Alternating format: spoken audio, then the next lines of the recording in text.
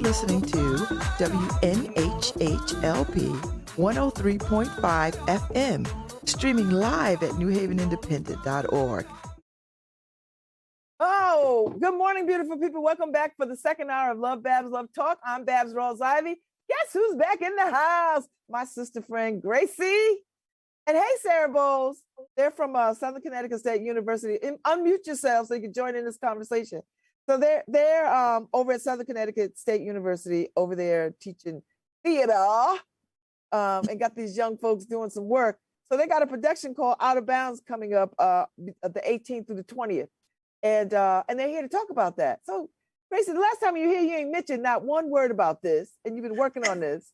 Mentioned a little bit about it, a little bit. All right, a little bit. I did, just a tiny little smidge about it. So y'all the director. So tell me about this. I love the flyer and the way it looks, and I love all the language on it about, this is from their thoughts and feelings, these students. So talk a little bit about this. Sure. Sarah, you want to set it off?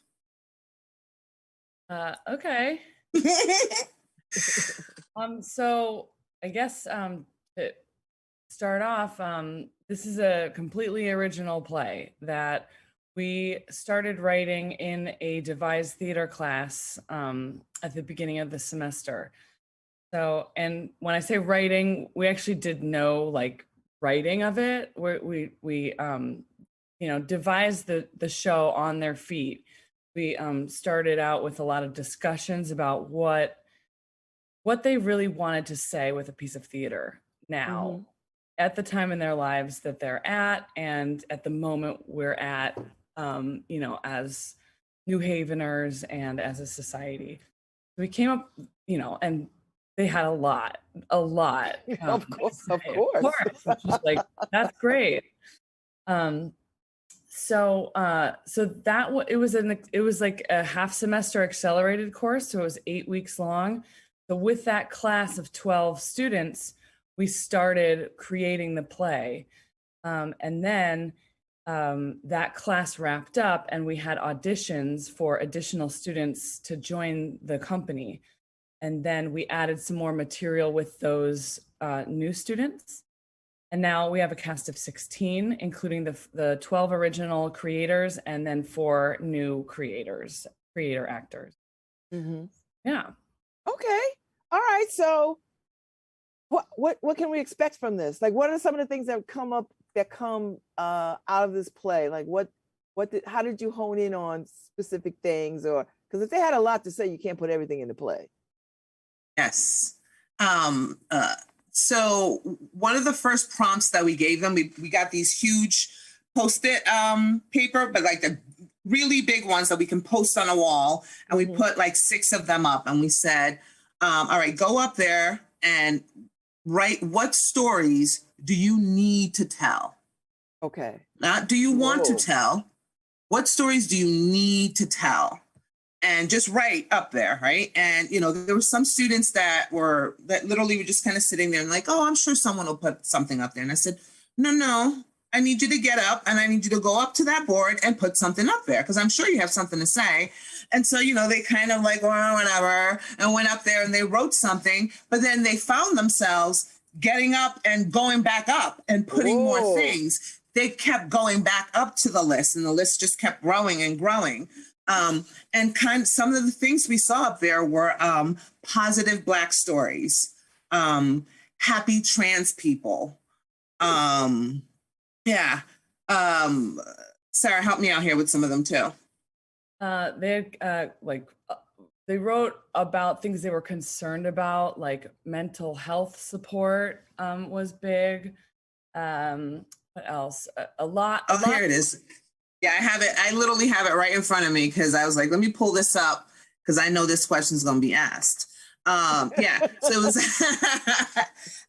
these are just some of the things that ended up on the list. Happy trans people, medical PTSD, child abuse, religious trauma, not being accepted by the friends or family that you love, homelessness, classism, Islamophobia, spirituality, fetishizing women of color, PPMD, let's see, what else? Intersectionality, addiction, the human origins of evolution, anti-bullying, sex, gun violence, prejudice, psychosis,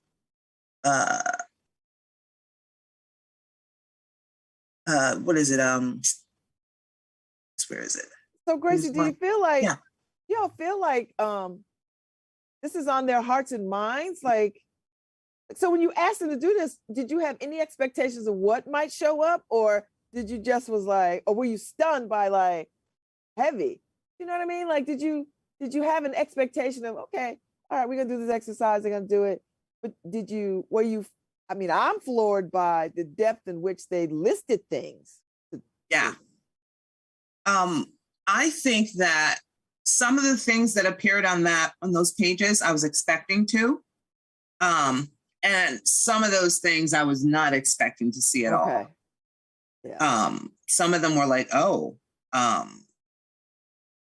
of them were truly shocking. Some of them I didn't even know. I didn't even know what they were talking about. I had to ask, like, what does this mean?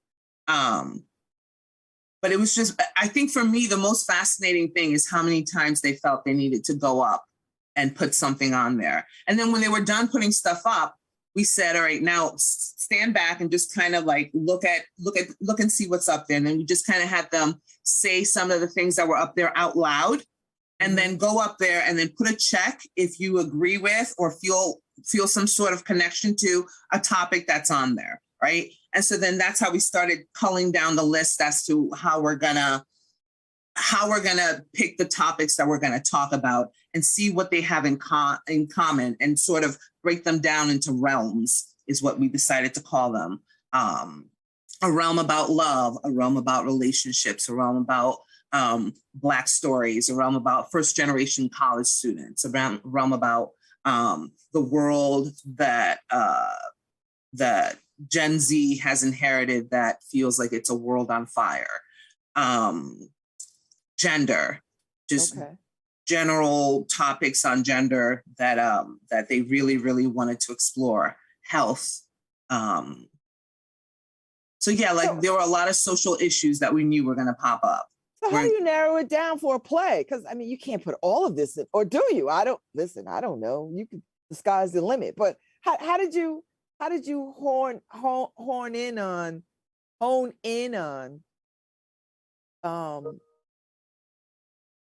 a topic or topics or like did you narrow down, or did you say, okay, it all stays and we fit it in, we write it and we fit it in? Like, well, how does that process go? Sarah, I'll let you answer that one. Yeah, it's one of the more difficult moments, because once we ask that question, it's like we want to include everything. We want to find a place in the show for all of these topics that they're so passionate about. But I mean, we started like with what Gracie said, is that we saw the topics that had 15 check marks next to them, and we started there. Because we can't make a play about everything, about the world, it can't be so broad that we end up kind of stepping too far back and then not saying anything direct enough or strong enough about these things. So we started with the topics that were democratically the most of the most interest, and felt the most necessary. But then we did go back to that list a lot, and we kind of we sort of interwove some of the themes. Like there's a brief section of the scene about love and relationships, where we talk about boundaries and what's out of bounds in relationships. There's a brief section of that scene that touches on addiction, which you might not think has necessarily anything to do with, I mean, it does have to do with relationships, but that's just an example of how we kind of brought one of those topics in and wove it into sort of the wider, bigger topic. And the other thing that happened with that big group brainstorm is that once we started asking them, okay, what are the 6 or 7 realms that we really have to have? Even despite what they had written on the paper, new ones came up. Like the first generation college students one, that one came up kind of it wasn't exactly written about on the paper, but once we started deciding, and I think the students got a sense of these are going to be the scenes, that topic, somebody was like, I think we have to talk about being a first generation college student. And then we looked around the room and everyone was like, yeah. So we're like, okay, and sure enough, that became a whole scene about that very specific topic. So some of the topics are much more broad, like gender, that encompasses a lot of topics and discussions within, but first generation college students was a very specific topic that all Gracie and I had to do was read the room, and we're like, okay, that's got to be in, because wow, half of the class are first generation college students and really want to make a scene about that. And so they write a script. Do they write a script? How do you write a play? What do you do? Does it change periodically? And who's performing it? Are they all in it? How does this go? Yeah, so all the students are in the play, and the way that they construct the scenes is we'll give them a prompt, sort of we'll start off with think of a story where you had to be brave, right? Is the prompt. And they'll be in groups of, let's say, 4 people, right? So each of those 4 people will think of a story where they had to be brave. And you're going to tell each other your story, right? Now you're going to break off into, you start off with 2 people and you tell your story to each other about, a time where you had to be brave. Then you go and you join 2 more people from another group. And now the 4 of you tell each other your story, right? Now, within those 4 people, you're going to decide who's going to retell, which story you're going to retell to everybody, right? And you're going to construct a little mini moment of what that story is. And we're going to tell it, right? And so then we'll write down, whatever, some of the things that are being said in there that might be a line that sounds like something that might end up in the play. Right? And then they'll show us our mini moments. And from these mini moments, a lot of the dialogue starts being created for the scenes that we're talking about. And a lot of the prompts that we're giving them to create these scenes come from, have something to do with whatever the scene is going to be about. And then the entire scene is created by them. Okay. And so who came up with the title? Did they just come up with the title on its own, or was that something the teachers said, hey, let's create something around this? The title. So that for me is the most difficult part, is coming up with the theme that ties all of the topics they want to talk about together.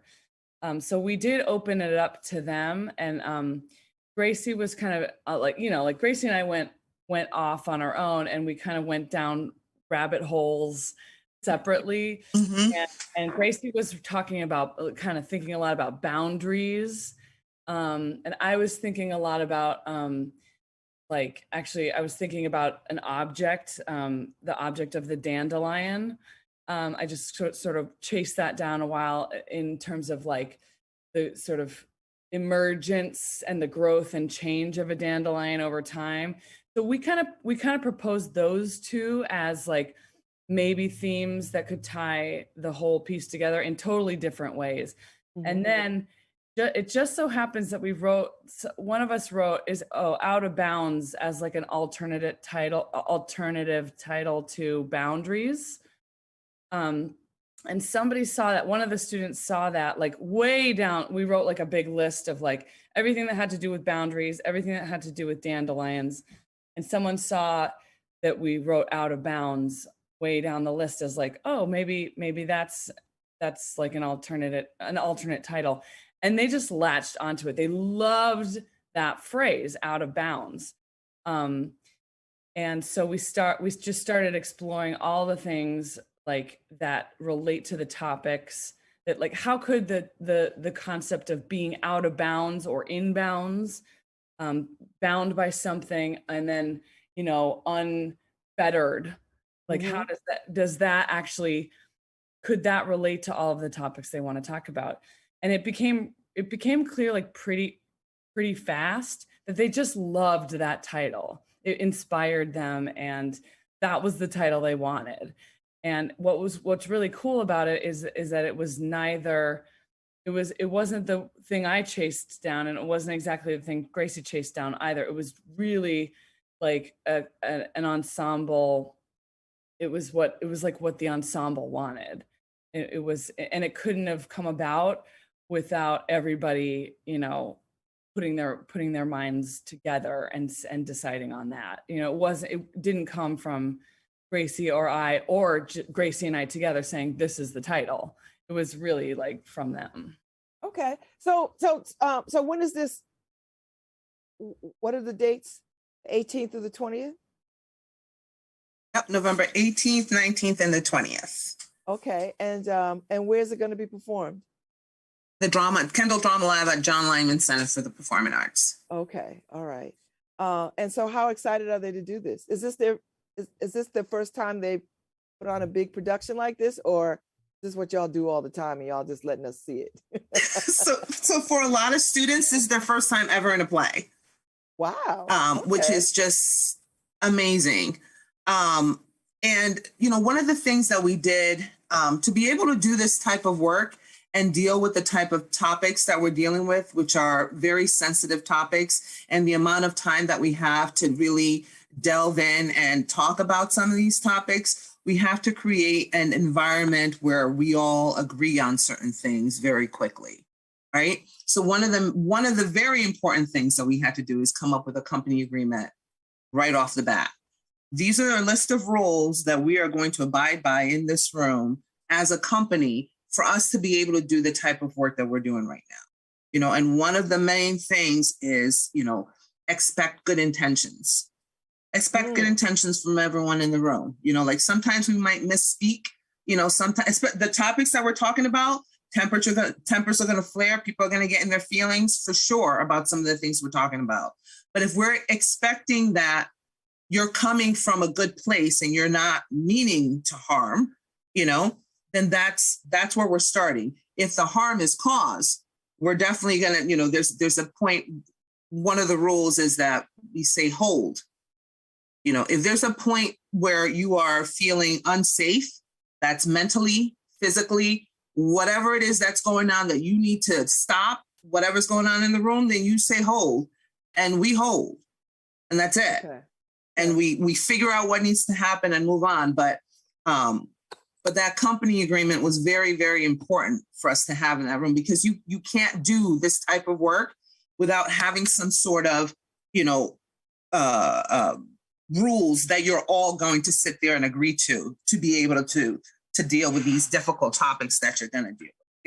And a lot of the new people that are, that have never been in theater. So it's new all the way around for people who've never done devised theater, have never written a play. They're so proud of themselves, like on the cover of, because now it's all done. And now we actually do have a script from their words that they have created, that we've gone over and over again. And now we have a script, and on the front of the script, all of their names are on it, because it's theirs. And I remember like one of the actors, Bliss, she had gotten her script and the script, and she was looking, she was like, wait, what? Our names are on it? Oh yes, my name's on this. She was like, oh, I like my name. And it was just this simple little moment of pride, and it's those moments that just solidifies that I'm doing what I'm supposed to be doing, and I am where I'm supposed to be.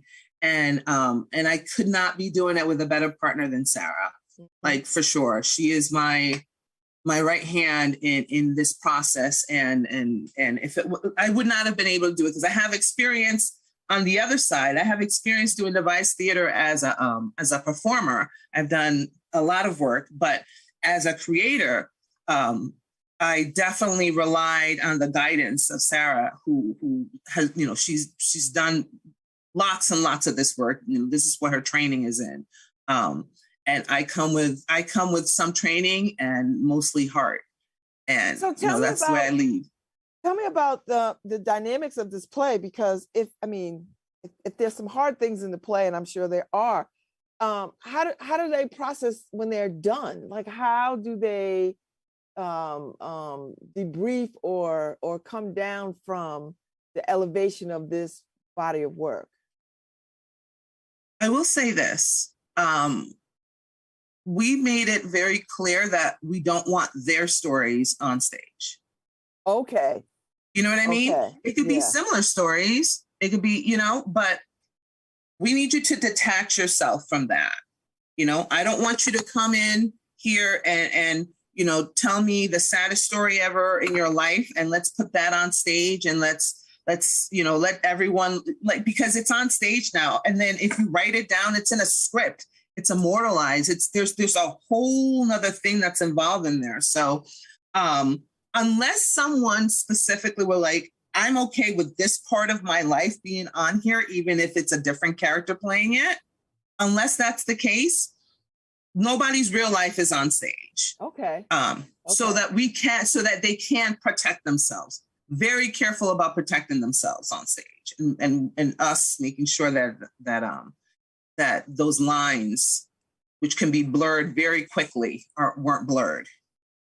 Sarah, you want to say something else about this? Oh, well, I just a little add on to that. It's a trap that I've fallen in before, and I've seen with devised productions. It's like, especially with a time crunch, it's like someone comes in and is inspired by the topic and says, oh, this is my story. And, it's not like it's not a series of monologues from their own lives. But that is a trap that I've seen happen with devised theater, is that, people do exactly what Gracie said. Oh, great. That's an amazing story. Let's put that out on stage. And then there's no distance. The actors don't have enough distance from the actual material for it to be a play, and not just like a series of personal monologues, which that in itself is a different genre. Like, there's the vagina monologues, that's its own thing.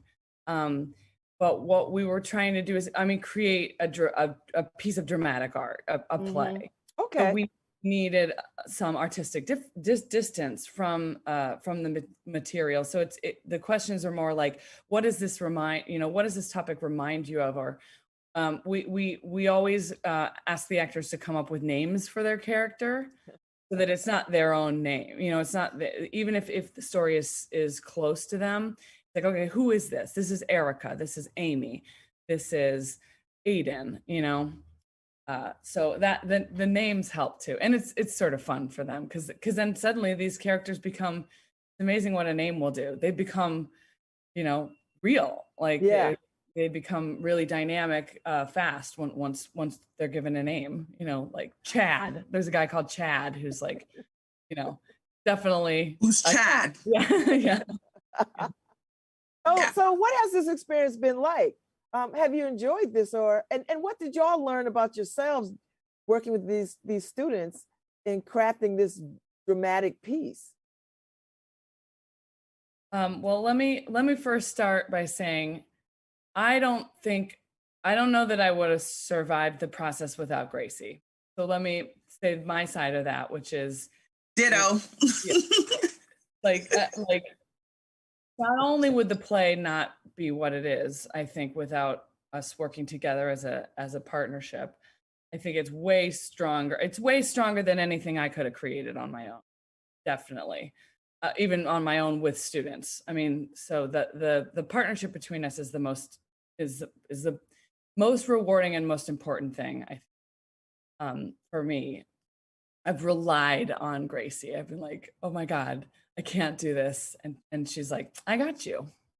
Constantly. But I learned a lot. I learned a lot about this thing that, you know, was the work that I did in my graduate program. I have done devised productions, but never on this scale before. Not a full length production. I've done shorter, smaller pieces. So, I mean, the number one thing that I learned was it's something that is in every book about this kind of theater. It's this concept of putting the ensemble ahead of the individual. So like I might come in with what I think is a really strong, brilliant idea, but the ensemble is not for it. And they're like, you know, or they're like, there's a lot of letting go. And there's a joy in letting go, because when I let go of what, you know, of where I thought we might go, cooler, better stuff comes up, you know, and it's cooler and better because they came up with it. So it's definitely not directing from the, you know, my vision top down, you do what I say.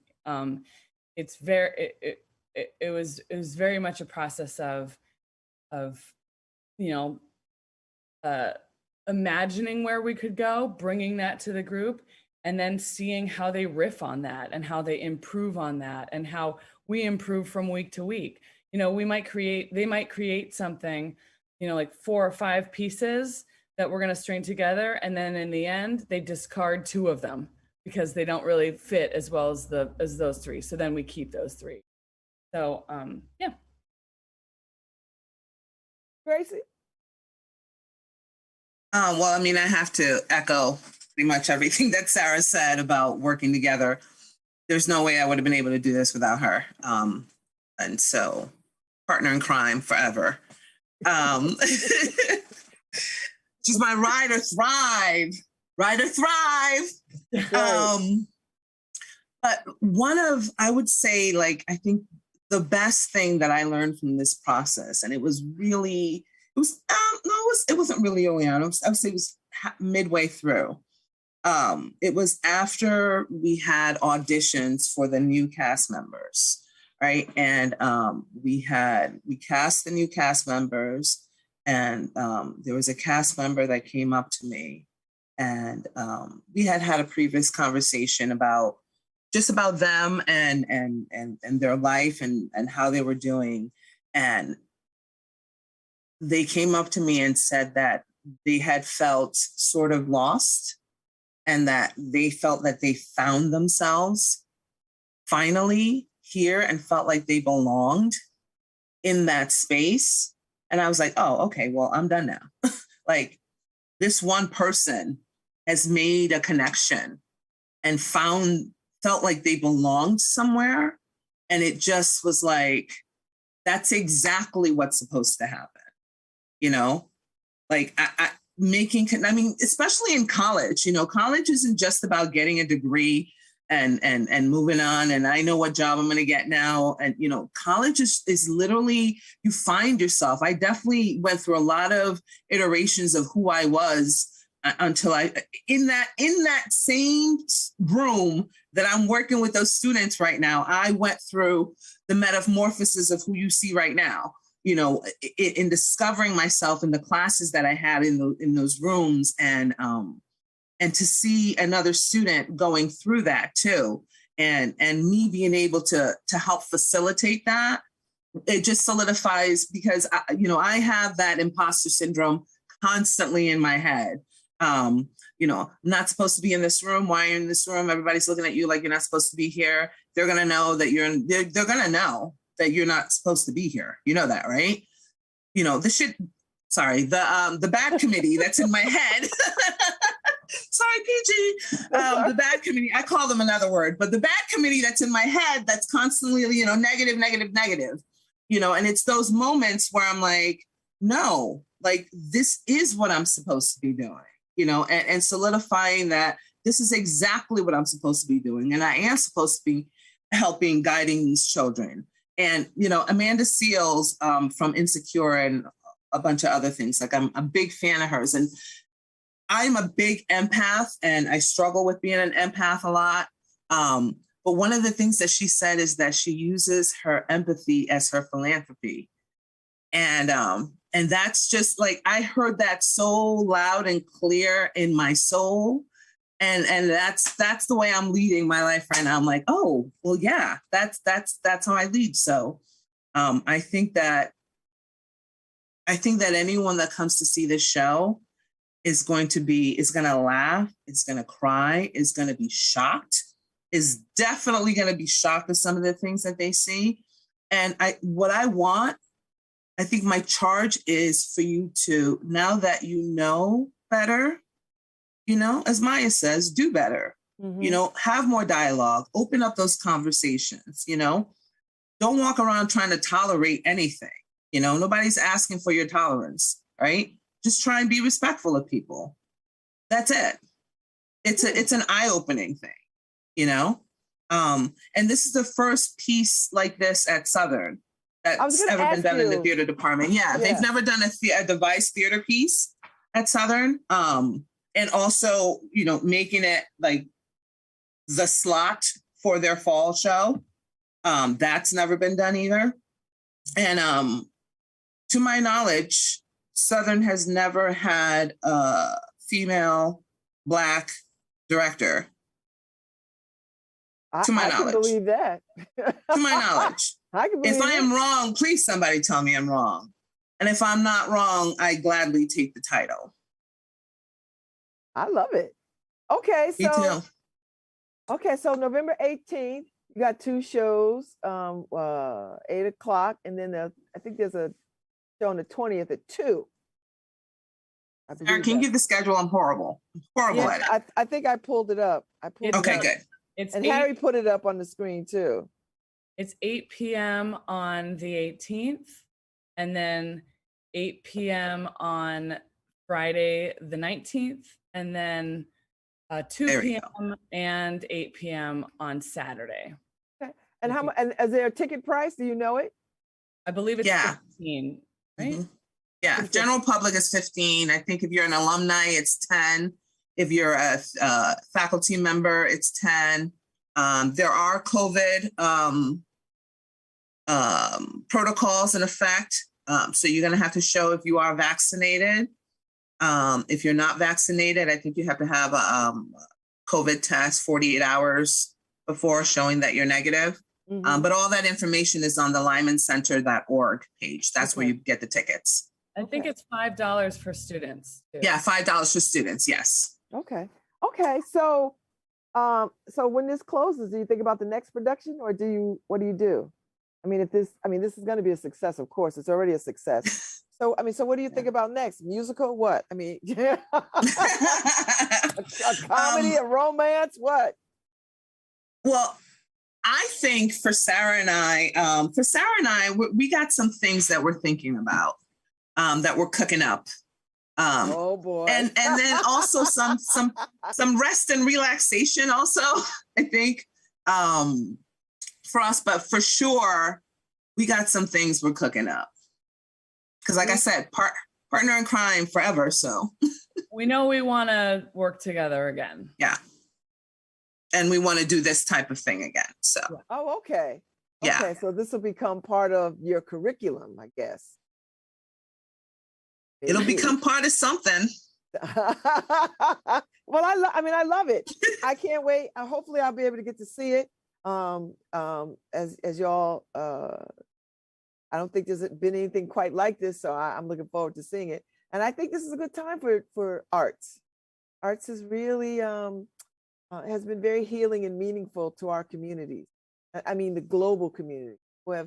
This pandemic has made us realize just how much creativity means so much to us. Watching artists, supporting artists, that kind of thing. So, yes, I'm looking forward to see what y'all cook up. So much. The technical elements, we've just had tech rehearsals this weekend, and the tech theater department at Southern is really strong, and we've just been blown away by, because in rehearsals we've just been seeing on a bare stage our students, and we love that, and we could put that show up and it would be awesome, but wait till you see what it looks like. It's insane. It's insane. It's crazy. I literally, when we first saw this set and what the set does, I literally was like, I felt like I couldn't breathe. It was that intense and beautiful. Wow. And just like nothing I've ever seen live personally. And you need to come and see it. And if you miss it, then you missed out. Oh. You missed out. You don't want to be that person that missed out on the talk of the town. No, I got some things to move around, but I'm gonna try to figure out. I'm gonna catch one of these shows. I'm gonna catch one of these shows. Well, I so appreciate y'all coming on this morning and talking about this show, because it's coming up this weekend, and I hope people go see it. I'm gonna try to see it. I look forward to what y'all do next. Thank you, Sarah, for coming. Gracie, it's always my pleasure to see you. Love you always. Yes. Thank you for having us. Thank y'all. And you say break a leg in the theater? Break a leg. Yes. You say that? Thank you. Right? Thank you, Harry. Thank you, Gracie. Thank you, Sarah. I'll see y'all. Love you, Sarah. Enjoy the rest of your week. Bye. All right, Harry, we got our Monday under us, so we are on our way out. So we're gonna leave and be back tomorrow. I got a guest tomorrow, 10:15. I don't want to say the name because I don't want to mess it up. I got to figure out how you say it. But I've got a guest tomorrow, and I'm looking forward to it. Be good. So it's an artist, a musical artist. So, nice. You mañana. Yes, have a good one, Harry. I know you'll be in New Haven. Working fast and furious.